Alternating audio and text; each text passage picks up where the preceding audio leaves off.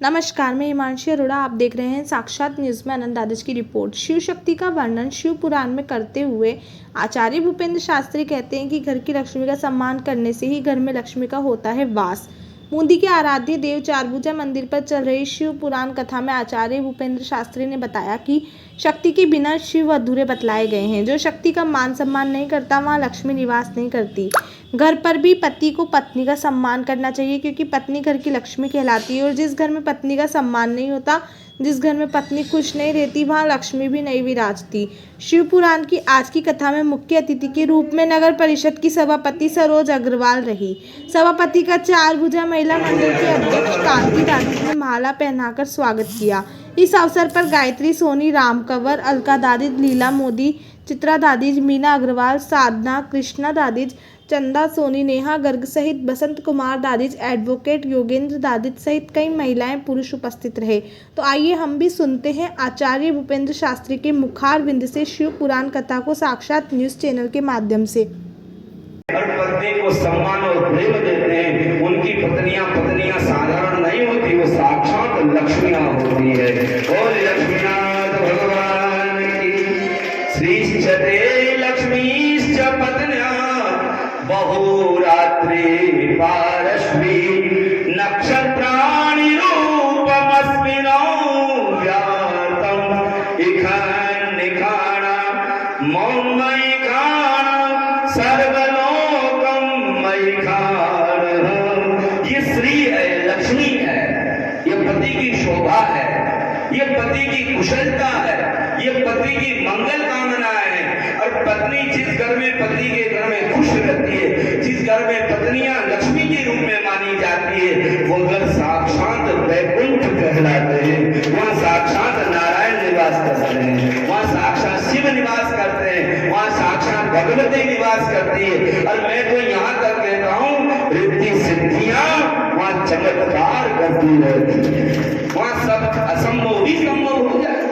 जहाँ लक्ष्मी की कदर नहीं होती है, जहाँ पत्नी की कदर नहीं होती है, चाहे वो सोने की लंका रावण की क्यों ना हो, वहां का विनाश हो जाता है। नहीं हो क्या बताओ, रावण के पास क्या कमी थी? रावण के पास सोने की लंका थी, उस पर विमान था, सब कुछ था उसके पास, और उसने कभी मंदोदरी की कदर नहीं करी।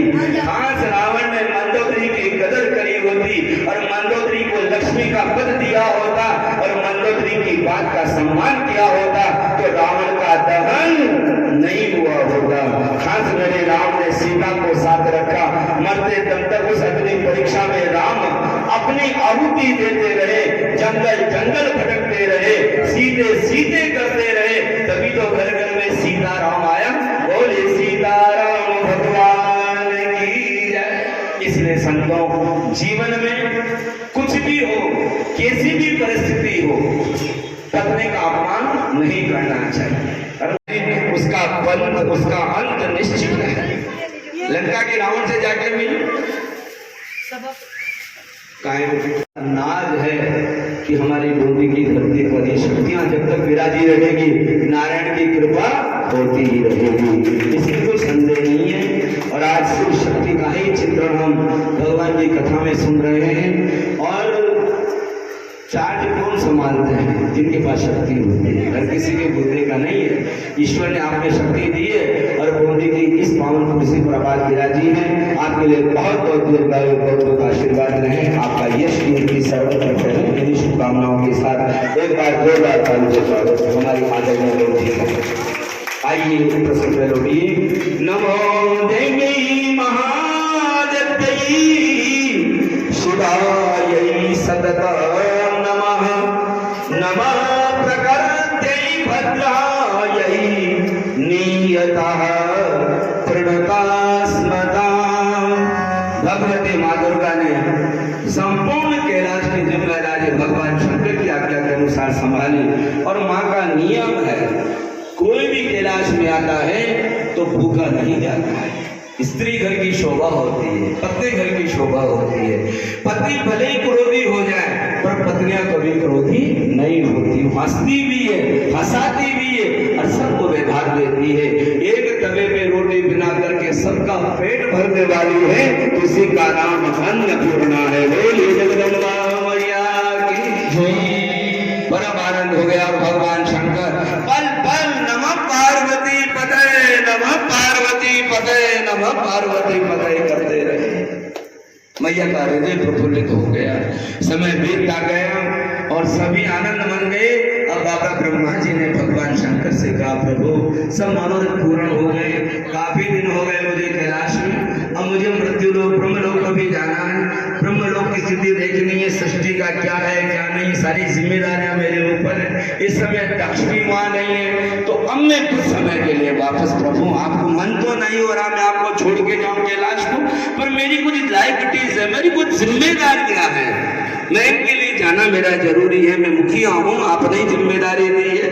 तो बाबा ब्रह्मा ने भगवान शंकर को मन ही मन प्रणाम करके, मेरे शिव को प्रणाम करके, अपनी बिटिया को प्रणाम करके, सती को, और यही मेरे ब्रह्मदेव ब्रह्मलोक पधार गए। बोले ब्रह्मदेव भगवान की जय। ब्रह्म जज्ञा धीशीमतः सुरचु फेनाम सबुदन्या उपमा अस्य विष्टः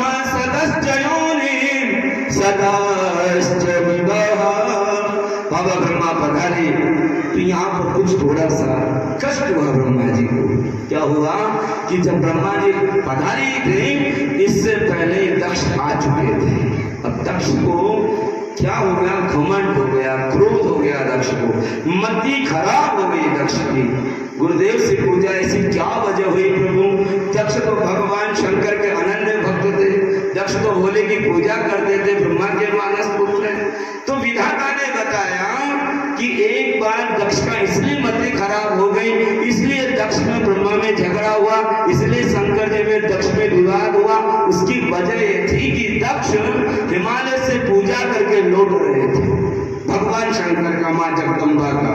तो रास्ते में ही उनको दुर्वासा मुनि मिले। बोलिए दुर्वासा भगवान की जय। हमारे यहाँ भी दुर्वासा नाथ है, पहाड़ी में नारायणपुर की तरफ चलोगे तो ऐसे दुर्वासा मुनि साक्षात शंकर के स्वरूप हैं। वो दुर्वासा मुनि आ रहे थे और संतों के हाथ में या तो माला होती है गले में, या साल दुशाले होते हैं, तो गले में माला थी, बड़ी सुंदर माला थी।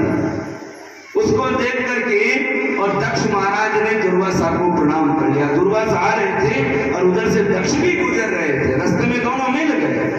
तो ऋषि मुनि होने के कारण महाराज दक्ष ने प्रणाम किया दुर्वासा मुनि को।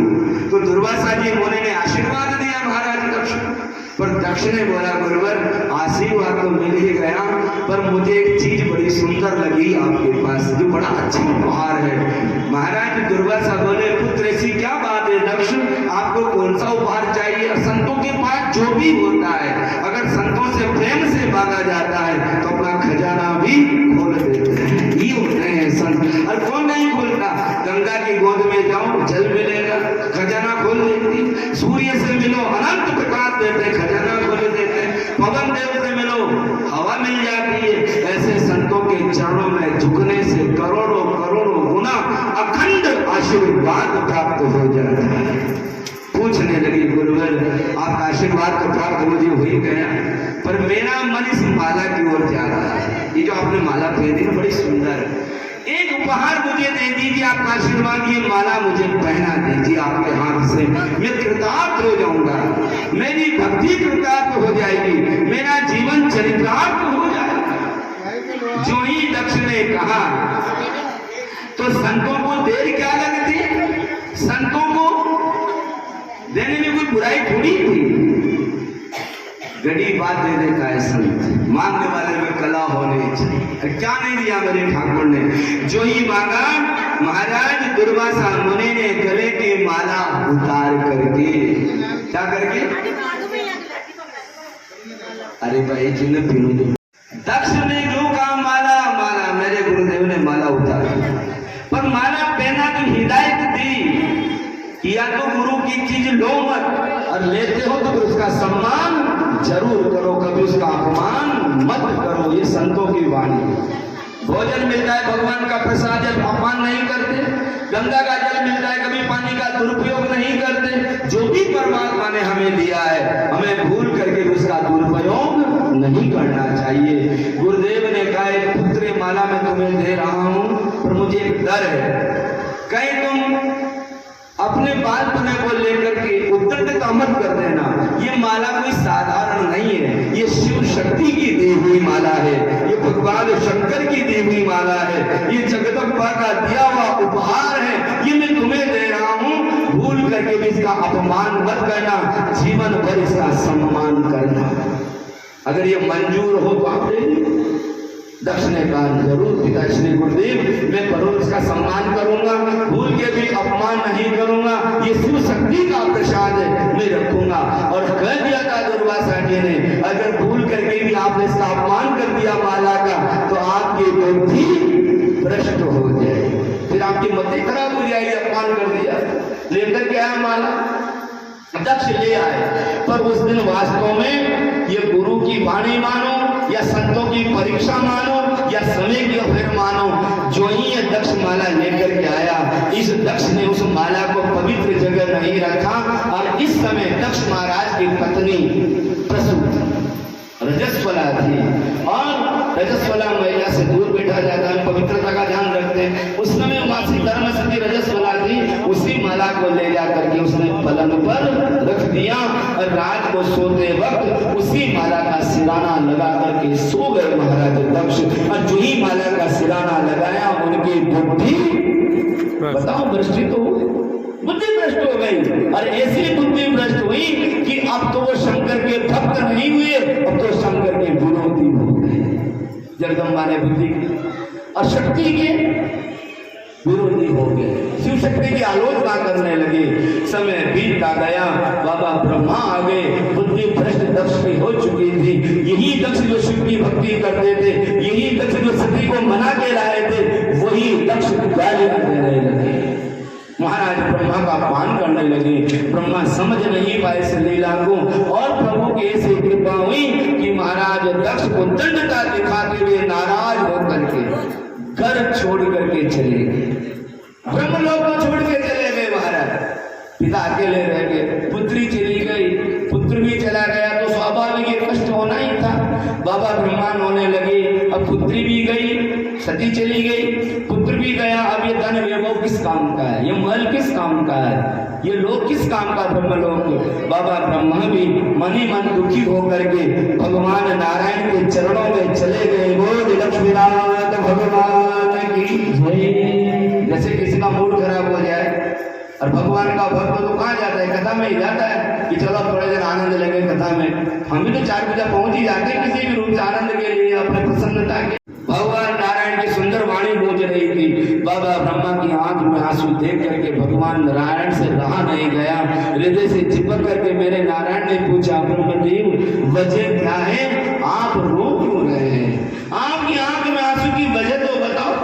पर ये घर की बात थी, बाबा ब्रह्मा ने कुछ नहीं छुपा, कहा प्रभु ये मेरे ही कर्म दंड है जो मुझे दुख दे रहे हैं। मैंने अगर दक्ष से इतना लाड प्यार नहीं किया होता, मैंने लड़ना ना लाड प्यार लड़ा कर इसको नहीं रखा होता, तो आज मेरी आंख में आंसू नहीं होते।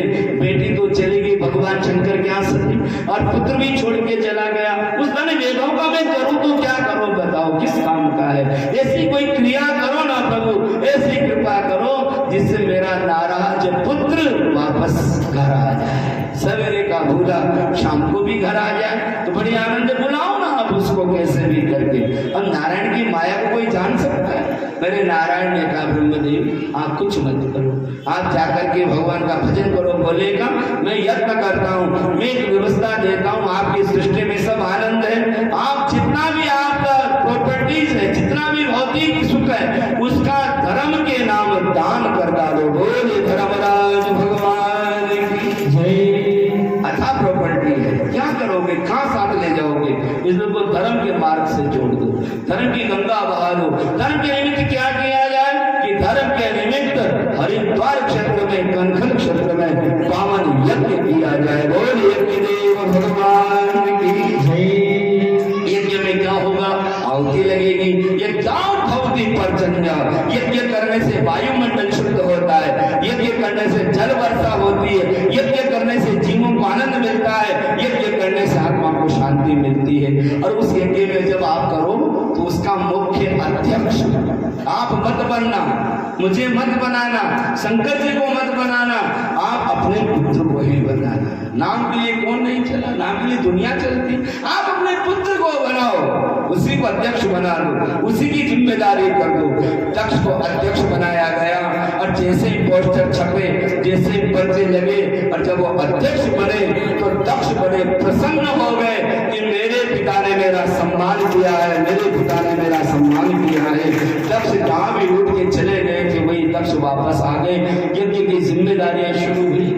अब यज्ञ कैसे होगा कल में, उसकी मीटिंग रखी गई, उसकी व्यवस्थाएं बनाई गई। वो भोजन विभाग कौन देखेगा, अतिथियों का स्वागत कौन करेगा, फूल मालाएं कहाँ से आएगी, कैसे भोजन बनेंगे, तमाम व्यवस्थाओं की मीटिंग रखी गई। तो उस मीटिंग का जो मुखिया बनाया वो दक्ष को ही बनाया गया। सभी देवता लोग मीटिंग में पधारे। अग्नि देवता, वायु देवता, सूर्यो देवता, चंद्रमा देवता, वसवो देवता, रुद्रा देवता, दित्या देवता, मरुतो देवता, विश्वे देवा देवता, बृहस्पतिर्देव, चंद्रो देवता, वरुणो देवता, सभी देवता लोग उस मीटिंग में पधारे। और इस मीटिंग में सबने अपनी अपनी भागीदारी निभाई। पर मतलब ये रहा कि दक्ष की बुद्धि तो भ्रष्ट हो ही गई थी। शिव शक्ति का श्राप था, महाराज दुर्वासा की माला का अपमान किया था, तो यहाँ पर इसने सबको बुलाया पर मेरे भगवान शंकर को नहीं बुलाया। और संतों, जिस कार्यक्रम में शिव नहीं है वो कार्यक्रम कभी पूरा नहीं होता। शिव कहाँ है? शिव सर्वत्र है। हम जब भी कोई कलश लाएंगे तो पहले शिव का कलश ही आता है, नहीं आता क्या? मंदिर में मूर्ति कितनी भी बड़ी रख दो, उस मूर्ति का जब तक महत्व नहीं होगा जब तक मंदिर पर शंकर का कलश नहीं होगा। हाईकोर्ट में देखना कलश रखा है ना, भोलेनाथ का नहीं रखा, चार भुजा के ऊपर रखा है। कोई भी मंदिर बनाओगे उसके ऊपर कलश होगा, और जो कलश है उसमें तीनों ही शक्तियां हैं। क नाम कालिका का है, ल नाम लक्ष्मी का है और स नाम सरस्वती का है। और इस कलश में तीनों ही एक विराजते हैं, इसलिए कलश में साक्षात भगवान शंकर है, इसलिए कलश बना जाता है। अभी धनतेरस निकली, सब घमंड था, उद्दंड था। कितने भी बड़े पद पे पहुंच जाओ, नम्र होना चाहिए। क्या होना चाहिए? हमारी बीच साहिबा जी विराज है, सभापति मौजा बताओ, कुर्सी पे बैठ जाए, को लाओ सोफा लाओ, फिर नहीं तो थोड़ी बहुत लाओ, फूल लाओ और मालाएं लाओ, सब होता ड्रामा बाजी।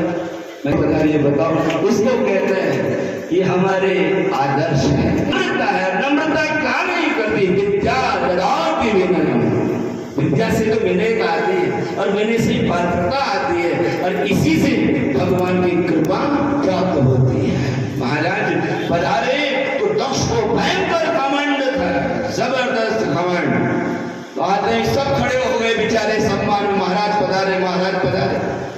दो शक्तियां खड़ी नहीं, बाबा ब्रह्मा खड़े नहीं हुए और भोलेनाथ नहीं खड़े हुए। इसने तो नहीं बुलाया था शंकर जी को, पर ब्रह्मा जी ने बुला लिया था, प्रभु आओ ना। दक्ष का तो दिल खराब है, दक्ष की बुद्धि खराब है, दक्ष का समय खराब है, पर मैं तो आपके साथ हूं, मेरे दामाद हो शंकर, आपके बिना कार्य सफल नहीं होगा। बाबा ब्रह्मा की अनुमति पाकर के भगवान शंकर पधारे। सब खड़े हुए, मेरे शंकर खड़े हुए, ब्रह्मा खड़े नहीं हुए। बस यही दुष्टता का प्रतीक दिखा दिया था।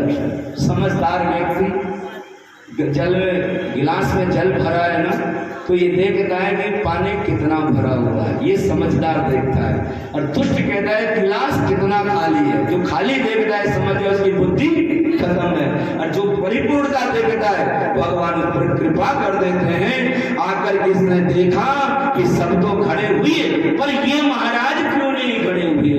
अब बात तो था ही सही, दक्ष के मन में बुद्धि खराब थी ही सही, और बुद्धि का संचार दुर्बुद्धि में हो गया, और महाराज मन की बात मन में नहीं रख पाया, मन की बात को बाहर उगल दिया, और ऐसा पाप प्रकट करने लगा कि शंकर का भरी सभा में अपमान कर दिया। अगर किसी का हम सम्मान नहीं कर सकते तो अपमान तो नहीं करना चाहिए।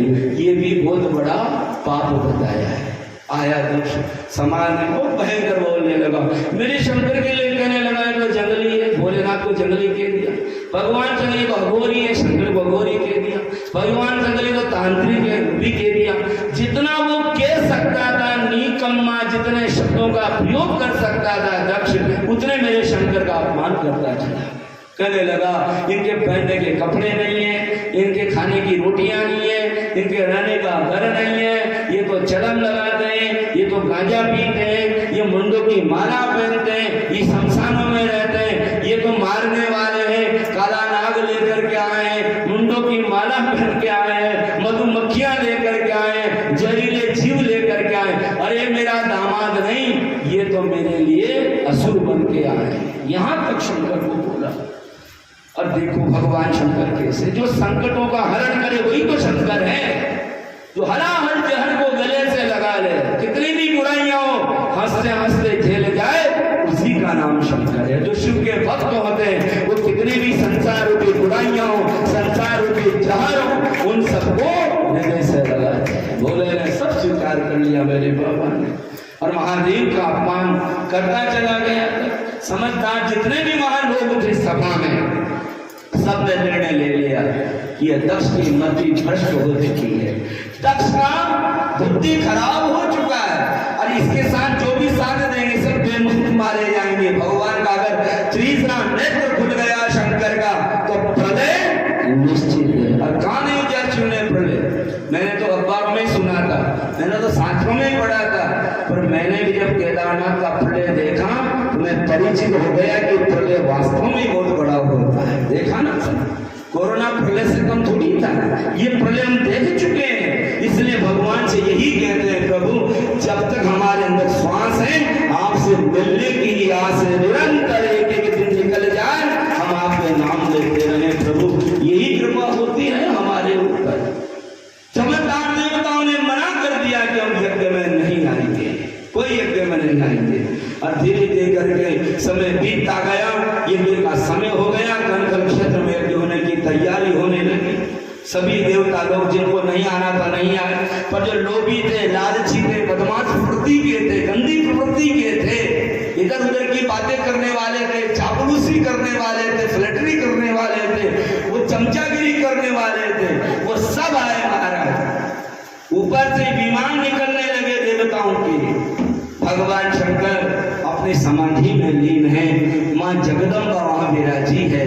अरे मने मन भगवान शंकर से आज बड़ा सुंदर प्रश्न करा माँ ने, उमापति ही शिव शंकर, मैं जब भी आपके चरणों में बैठती हूँ आप आंखें बंद क्यों कर लेते हैं? आप आंख बंद करके क्या करते हैं? क्या मैं बुरी हूँ? क्या मेरे में कुछ कमियां हैं कि मैं आपके पास आते हैं आप आंख बंद करके बैठ जाते हो? उसी समय माँ के लिए भगवान शंकर ने कहा, देवी आप बुरी नहीं हो, आप तो अन्नपूर्णा हो।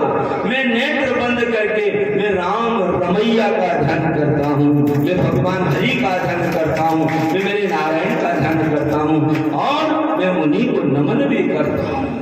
आप दामप हरतारम दातारम सर्व संपदा लोकाभिराम श्री राम भूयो भूयो नमः। मैं उनका ध्यान करता हूँ। अब तो माँ को बड़ा विचरण हो गया। माँ बोली, आदि देव महादेव हो, आप तो साक्षात भयंकर हो, आप शिव शंकर, आपसे बड़ा और कौन हो सकता है? तभी माँ के लिए भगवान शंकर ने कहा, माँ इस समय मेरे राम साक्षात लीला कर रहे हैं। भारत की भूमि में हिमालयम समारभ्य यावदिन्दु सरोवरम तम देव निर्मितम देशम हिंदुस्तानम जगत सदे, ये भारत की भूमि है, और उसमें दंडकारण्य में मेरे प्रभु लीला कर रहे, मेरे राम जाकर के दर्शन करके आओ। अब मैया को उत्सुकता थी सही कि ऐसे कौन है जिनके मैं दर्शन करने जाऊं, जिनको भगवान शंकर भी ध्यान करते हैं। जो माँ आई तो माँ ने देखा कि भगवान राम इस समय माँ सीता को ढूंढ रहे हैं, माँ सीता को खोज रहे हैं। उसी समय माँ के मन में विचार आ गया, माँ तो परीक्षा ही लेती है, सत्य है, 9 महीने पेट में डाले रखी, परीक्षा ही तो होती है। वो चाय जब छोड़ती है तो माँ कहाँ परीक्षा नहीं लेती। मैं तो कहता हूँ हमारी सबसे बड़ी गुरु ही माँ है। इसलिए तो कहा है कुंचिस्तु यत्र नारी रमन्ते तत्र देवता। इसलिए सीताराम कहा जाता है, राधा कृष्ण कहा जाता है, और भगवान उमापति कहा। मैया भगवती जगदम्बा ने परीक्षा का रूप ले लिया, और क्या परीक्षा ली कि स्वयं सती सीता बन गई। बोले रामचंद्र भगवान की जय। मेरे राम आए तो क्या पाया कि अच्छा मैया ही सीता बन के मेरी परीक्षा ले रही है। अब तो भगवान राम दौड़े हुए आए और बोलने लगे मां से, कुपुत्रो जायते माता क्वचिदपि कुमाता न भवति या देवी सर्वभूतेषु मातृरूपेण संस्थिता। नमस्तस्यै नमस्तस्यै नमस्तस्यै नमो नमः। माँ आप मेरी परीक्षा मत लो, मैं राम हूँ, आपका पुत्र हूँ। माँ समय मेरी परीक्षा ले रहा है, पर मैया आपका आशीर्वाद दो। और जो ही माँ शब्द कहा भगवान राम ने स्वयं जगदम्बा माँ भगवती सती रूप में प्रकट हो गई। बोले जगदम्बे मैया की जय। और सती ने ही शक्ति का आशीर्वाद दिया भगवान राम को, और उसी शक्ति के आशीर्वाद से दुष्ट दुराचारी रावण मारा गया। यही माँ भगवती वापस शिव के पास गई और भोले से कहा, प्रभु मैं आपकी लीला को प्रणाम करती हूँ, आपके इष्ट को प्रणाम करती हूँ। कुंचिस्तु यत्र नारी रमन्ते तत्र देवता मातृवत् परदारेषु पदद्रव्येषु नौष्टवत्। अगर ये सारांश सिखाता है, ये सूत्र सिखाता है, तो भारत की भूमि ही सिखाती है। यहाँ हर नारी में माँ का रूप, हर नारी में बहन का रूप दिखाने वाले अगर धरती है तो भारत की भूमि है। अरे सत्य देने की पड़ती है। आपने मेरे इष्ट देव की परीक्षा ली, वो तो ईश्वर की कृपा थी, परीक्षा में पास हो गए। अगर परीक्षा में पास नहीं होते तो मेरे नाम का बदनाम कर देते। इसलिए आज आपने उनकी परीक्षा ली है। उमा अब मेरी भी आज्ञा है, एक दिन आपको भी परीक्षा देनी ही पड़ेगी। इतने में सती ने प्रणाम करके शिव से कहा, प्रभु अगर परीक्षा देनी भी पड़ेगी तो मुझे मेरे पति परमेश्वर भगवान शंकर पर विश्वास है कि मेरे पति देव मुझे परीक्षा में जरूर सफल करेंगे। बोलो लक्ष्मीनाथ भगवान की अम्बे अंबिके अंबालिके नमामि कश्चन शस्त्रात्मका सुभद्रिका काम वीरवासिनी। भगवान शंकर मंद मंद मुस्कुराए, और उसी समय मेरे परमात्मा भगवान शंकर के पलक लग गए, समाधि लग गए, नेत्र बंद हो गए, देवता जाने लगी।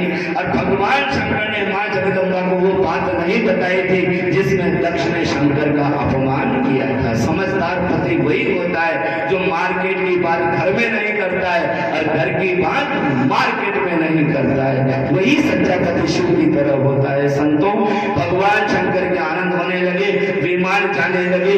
वही यज्ञ का टाइम आया, समय आया, और मां ने सती ने कहा, शिव मेरे पति परमेश्वर आज्ञा हो तो मेरे पिता के घर यज्ञ हो रहा है। वहां से भले कोई संदेश नहीं आया, फिर भी मेरा एक निवेदन है, बेटी के लिए बाप का घर है, पर संतों ने भी कहा है जब कन्यादान हो जाए और बेटी ससुराल पहुंच जाए उस समय बेटी के लिए वो घर पराया हो जाता है। इसलिए जब तक सम्मान से नहीं बुलाया जाए नहीं जाना चाहिए, और सम्मान से बुलाया जाए तो जरूर जाना चाहिए। मान सहित विष खाएंगे शंभु भय जगदीश, बिना मान अमृत पिए राहु कदा दिए शीशु। तो महाराज भगवान शंकर कुछ नहीं बोले, देवी जैसी तुम्हारी इच्छा, यथेच्छ श्री तथा गुरु। पर जगदम्बा ने हट कर लिया, मोह में आ गई पिता के, चलूंगी जाऊंगी, आ गई सती। और जो ही सती वहां पहुंची कनखल क्षेत्र में, हरिद्वार क्षेत्र में, तो किसी ने भी माता सती का सम्मान नहीं किया। धन से व्यक्ति बड़ा नहीं होता है, धन तो सभी के पास, किसके पास धन नहीं है, और धन कोई परमानेंट नहीं है। सबसे बड़ा तो मान और सम्मान, यही सबसे बड़ा धन है। चाहे वो चींटी का हो, चाहे हाथी का हो, चाहे मनुष्य का हो, चाहे देवताओं का हो, सम्मान ही परम धन है। जब वहां किसी ने सम्मान नहीं दिया अंततः लोग मजाक उड़ाने लगे दुर्गा के। सभी तरह के लोग होते हैं, व्यक्ति खाए बिगड़ करे बिगड़ नहीं रहता हमारा। अरे ये कैसी सती है, इसके पिता इसके पति का अपमान हुआ फिर भी आ गई। सब बातें सुनी दुर्गा ने, किसी को कोई जवाब नहीं दिया। माँ ने ढंग से बात नहीं करी, बहन ने ढंग से बात नहीं करी मायके में। और जो यज्ञशाला में पहुंची तो वहां पर सबकी चौकियां लगी थी, सबके आसन लगे थे, पर कहीं पर मेरे शंकर का रुद्र कलश नहीं रखा था, कहीं कलश नहीं था भोले का। इतने में माँ ने बड़े प्रेम से अपने पिता से पूछा, पिताश्री आपने सबका सम्मान किया, सबको बुलाया, बहुत बड़ा दावत किया, बड़ा भंडारा भोजन बनाया, आपने सबके लिए आनंद दिए, पर मेरे कानों में बहुत बड़ी बातें आ गई। और कानों सुनी कभी कभी झूठी भी हो जाती है, पर आंखों देखी आपके मेरे सामने है। आपने मेरे पति को जंगली कहा, मेरे पति को अघोरी कहा, मेरे पति को तांत्रिक कहा, मेरे पति के लिए कितने आप शब्द बोले आप मेरे शंकर के लिए, नहीं बोलना चाहिए था आपको। अरे मेरे पति ने तो दिया ही दिया है, लिया क्या है बताओ? रहने के लिए महल मेरी दे दे, खुद जंगल में जाके रहे, अपने पहनने के लिए सोने चांदी दे दी, प्रकृति दे दी, खुद के लिए कुछ नहीं रखा बताओ। और फिर और तो और जितने भी जहरीले जीव हैं, कहीं बच्चों को खा पी ना जाए, इसलिए सबको अपनी शरण में बुला लिया, अपने पास रख लिया। सारे सुखों को त्याग करके जो दुखों को गले लगाता हो वही मेरा शंकर है। इसने आपने तो बड़ा अपमान किया है मेरे पति का, अब बताओ क्या करूंगी? और फिर उनका रुद्र कलश तक नहीं। अगर मैं अब वहां जाती हूँ तो भी मेरा अपमान है कि आपने मेरे पति का अपमान किया, और मैं यहाँ भी रहती हूँ तो भी आपने मेरे पति का अपमान किया। मैं इस घर का पानी भी नहीं पी सकती, अब मेरे पास कोई चारा नहीं। उसी समय हवन कुंड चल रहा था, यज्ञ कुंड चल रहा था।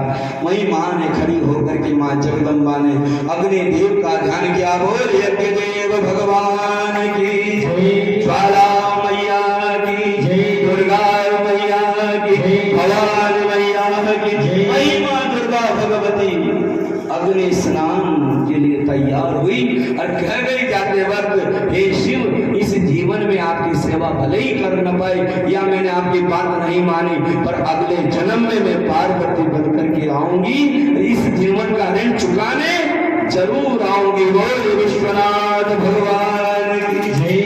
यही माँ, जैसे हम पानी में छलांग लगा जाते हैं, ऐसे माँ दुर्गा भगवती स्वयं ज्वाला है और ज्वाला में ही कुंड में कूद गई और ऐसा अग्नि स्नान किया कि माँ का शरीर जल करके राख हो गया, भस्म हो गया। अग्नि है, ये किसी को नहीं छोड़ता है, ये जिंदों को भी खा जाता है और मुर्दों को भी खा जाता है, इसलिए अग्नि को अपवित्र भी कहा। आरती करने के बाद हाथ धोते हैं ना, इसलिए धोते हैं क्योंकि अग्नि सर्वभक्षी है, अग्नि सबको खाता है, ये पवित्र भी है और अपवित्र भी है। हाथ में अग्नि ने भक्षण कर लिया माँ का, और माँ का तनो तक तो जल गया, हड्डियां मात्र बची, मनोभाव शंकर में चला गया। और यही माँ भगवती जब चली, उधर बाबा को पता लगा, शिव को पता लगा। अब तो यहाँ तक तो शिव शांत थे महादेव, पल में क्रोध नहीं करते शंकर, पर जब ज्यादा ही कुछ पार हो जाए तब भगवान का नेत्र खुलता है। अब तो मेरे शंकर को क्रोध आया, उग्रम लोभी थे ना, भयंकर गर्म हो गए, उग्र हो गए महादेव। कहा कि जो बाप अपने बेटी का अपमान कर दे, मेरा अपमान किया था, जहां तक तो मैंने सहन कर लिया, जहां तक तो मैंने बात झेली, पर ऐसा दुराचारी बाप ने अपने बेटी तक का अपमान कर दिया।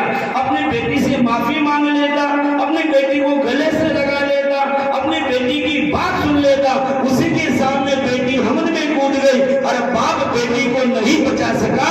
ऐसा बाप नहीं, वो दुष्ट है। भगवान शंकर भयंकर क्रोध में आ गए। बेटियों की आन बान शान के लिए, भारती की रक्षा के लिए तो स्वयं भगवान राम और कृष्ण ही अवतार लेते हैं। क्यों हमारे अवतार होते हैं? इस भारत माता की रक्षा के लिए ही अवतार होते हैं संतों। इतने में शिव ने अपना नेत्र खोला भयंकर और जटा से बाहर निकाला, जो धरती पर गिराया, एक भयंकर शक्ति प्रकट हो गई। बोले वीरभद्र महाराज की जय। वीरभद्र आ गए, योगिनिया भैरव प्रकट हो गए। उसी समय वीरभद्र ने कहा, भगवान शंकर मैं क्या सेवा करूं पिताश्री आपकी? इतने में मेरे शिव ने रथ मंगवाया और वही रथ जो सोने का बना है शंकर का, उसमें साधारण घोड़े या हाथी नहीं जुटे थे, उसमें हजारों शेर जुटे थे। बोलो लक्ष्मीनारायण भगवान की। हिरणों का वाहन दे दिया और स्वयं योगिना भैरव भगवान शंकर की सेना बैठ गई उसके अंदर और समस्त सेना को लेकर के महादेव की गण सेना को भगवान शंकर ने कहा, वीरभद्र जाकर के दक्ष का काम तमाम करना, यज्ञ को मत बिगाड़ना, यज्ञ का कोई दोष नहीं है, काम दक्ष का बिगाड़ना है, दक्ष दुष्ट है और जिस मुंह से उसने अपमान किया उसको दंड मिलना ही चाहिए। गए वीरभद्र की सेना, पापियों का नाश होने लगा, पुण्यों का भाग्य जगने लगा और देखते देखते वीरभद्र की सेना ने शंकर की कृपा से दुष्टों का अंत कर डाला। अब तो महाराज ये भागा फिर मरा मरा मरा मरा बचो, कौन बचाने? भगवान नारायण से कहने लगा, दक्ष मुझे बचा लो। इतने में नारायण ने कहा, नहीं नहीं मैं भी नहीं बचा सकता। जो मेरी माँ का अपमान करे, जो मेरे गुरु का अपमान करे, जो मेरे पिता का अपमान करे, उसकी तो मदद मैं भी नहीं कर सकता। आखिरी में दक्ष का हाल खराब था। वीरभद्र ने देर नहीं लगाई और अपने करतुक मान से एक गर्दन पर मारी कि रुंड और मुंड अलग हो। और जो दक्ष का मुंड लिया और महाराज उसी कुंड में स्वाहा कर दिया। दक्ष का रुंड गजा, यज्ञ का काम तमाम, दक्ष का काम तमाम, यज्ञ की अपवित्रता हो गई। सभी देवताओं में पुनर्गति हुई और भगवान शंकर के पास गए, भोलेनाथ क्रोध को शांत करो, क्रोध को शांत करो। ब्रह्मादि देवताओं ने जाकर के जो ही शंकर को प्रणाम किया, बड़े सीधे भोलेनाथ शीघ्र प्रसन्न हो गए। बताओ क्या करें कि चल करके जो 12 व्याज को जोड़ लाते, भगवान शंकर आए, सेना भी आए और यहाँ पर मेरे शंकर ने ओपन में सर्जरी करी, ऑपरेशन किया दक्ष। कुछ नहीं कहा, कोई नौटंकी नहीं थी, हकीकत थी। एक तरफ दक्ष का रुंड पड़ा है, दक्षिण दिशा में जाओ, जो भी पशु जाति का जीव बम बम मेरा नाम लेता हुआ रहा हो उसका मुंड ले आओ। वह दक्ष महाराज के लिए बकरा आ रहा था उधर, ये मांगा करता आ रहा था, कह रहा था प्रभु बार बार मैं मारा जाता हूँ, बलिदान होते हैं, एक दिन मुझे परमानेंट शरण में ले लो, मेरी जिंदगी आनंद करो। यही बकरा बैठकर करता रहा था। इसी का मुंड मंगवाया गया और भगवान शंकर ने गंगा जल लेकर के उस बकरे के मुंड को दक्ष के रुंड के आगे रखा और जो ही जल का छिड़काव किया, रुंड मुंड जुड़ गए और फिर जल का छिड़काव किया तो प्रभु की कृपा से वो रुंड मुंड सहित खड़े हुए।